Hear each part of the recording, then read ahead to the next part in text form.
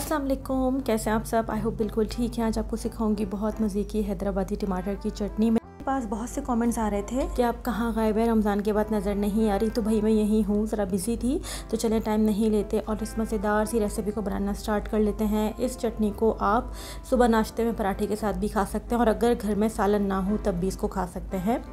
तो यहाँ सबसे पहले मैंने जो थे हाफ़ के जी ना अच्छे लाल वाले टमाटर ले लिए थे। आजकल बहुत अच्छे टमाटर आ गए, आपको इसके लिए बहुत अच्छे से लाल टमाटरों का ही इस्तेमाल करना है। आप उसको रफली चॉप कर ले, मैंने स्लाइसेस में कट किया है। अब क्या करेंगे, कढ़ाई में डालने के बाद सबसे पहले मैं डाल रही हूँ इसके अंदर नमक और साथ ही डाल रही हूँ इसके अंदर पिसी हुई लाल मिर्च। ठीक है, अब इसके अंदर कोई पानी नहीं जाएगा, कोई ऑयल नहीं जाएगा। बस क्या करेंगे, इसको हल्की आंच पे 10 से 12 मिनट के लिए रख देंगे ढक्कन लगा के, ताकि टमाटर जो है काफ़ी हद तक गल जाए और पानी रिलीज़ कर दें। यहाँ देखें 10 मिनट हो गए थे, मैंने हल्की ही आंच पे इसको रखा था। टमाटर ने कितना सारा पानी रिलीज़ किया है। टमाटर को जब आप गलने के लिए रखेंगे तो उसमें पानी नहीं डालना है, क्योंकि टमाटर काफ़ी सारा पानी रिलीज़ कर देता है। मैंने भी पानी नहीं डाला था। अब इसको हल्की आंच पर इतनी देर तक कुक करेंगे कि टमाटर का जितना भी पानी है ना वो खुश्क हो जाए, टमाटर गल भी जाए और टमाटर का जो भी कच्चापन है ना वो निकल जाए। क्योंकि इसके अंदर हमने कोई ऑयल नहीं डाला है, इसको भूनना नहीं है। बस आपको हल्की आँच पर इसको इतना ही पकाना है कि टमाटर बिल्कुल अच्छे से गल जाए।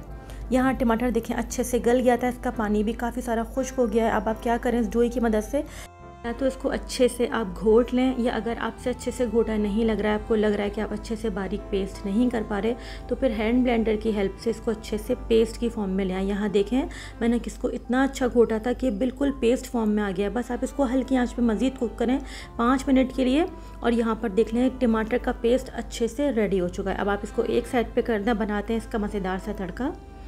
मैंने जो था तड़के पैन में ले लिया है ऑयल ज़्यादा डालेंगे, थोड़ा सा डालेंगे इसके अंदर ज़ीरा, साथ ही डाल देंगे इसके अंदर राई। तमाम इंग्रेडिएंट क्वांटिटी के साथ डिस्क्रिप्शन बॉक्स में मेंशन होंगे, वहाँ से नोट डाउन कर लीजिएगा।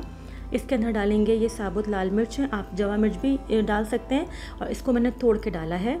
ये डालने के बाद आप क्या करेंगे, लहसुन लेंगे, उसको अच्छा सा हावन दस्ते में मोटा सा कूट लेंगे और वो भी इसके अंदर डाल देंगे। इसका टेस्ट बहुत ज़बरदस्त आता है और खुशबू तो बहुत कमाल की आती है। इसमें डाल देंगे थोड़े से कड़ी पत्ते और ये डाल के आप इसको इतनी देर तक कुक करेंगे कि इसके ऊपर हल्का सा ब्राउन कलर आ जाए। आप इस चटनी को जो है आराम से 1 से 1.5 महीने के लिए रख के फ्रिज में खा सकते हैं, इसलिए आपको इसके ऊपर ऑयल अच्छा सा ही रखना है। मैंने यहाँ पे सिर्फ हाफ़ के जी से बनाया, आप इसको 1 किलो या 2 किलो टमाटर से भी बना सकते हैं। यहाँ डाल दिया है मैंने इसके ऊपर तड़का। देखें ये मेरा स्टाइल है कि मैं इस तरीके से ही बनाती हूँ, क्योंकि मैंने अपनी नेबर से ऐसे ही टमाटर की चटनी सीखी थी, क्योंकि वो हैदराबादी थी और ये बहुत ही कोई कमाल की और ज़बरदस्त चटनी बनती है। ये रेसिपी आपको ज़रूर ट्राई करनी है, अपना फीडबैक देना है। चैनल पे नए हैं तो सब्सक्राइब किए बगैर नहीं जाना। आप इसको तड़का लगाने के बाद से 5 मिनट के लिए दम पे रख दीजिएगा और फिर 5 मिनट बाद आप इसको डिश आउट करिएगा। आप इसका कलर देखें, इसके ऊपर जो ऑयल आ रहा है ये इसकी शेल्फ़ लाइफ को बहुत ज़्यादा बढ़ा देगा। मैंने इसको सर्व किया था बहुत मज़े की हैदराबादी खट्टी दाल के साथ, और जो सूखी लाल मिर्च बनती है ना वो भी मैंने उसके साथ सर्व की थी। इनकी रेसिपी मैं बहुत जल्दी अपलोड कर दूंगी और इसका कॉम्बो इसके साथ बहुत मज़े का लगता है। यहाँ पे कर लेते हैं टेस्टिंग। टेस्ट बहुत कमाल का था, आप अपने टेस्ट के अकॉर्डिंग मिर्च कम या ज़्यादा कर सकते हैं। तो फिर अगली एक रेसिपी तक के लिए सबा फुरकान को इजाज़त दीजिए, दुआ में याद रखिएगा। टेक केयर, अल्लाह हाफिज़।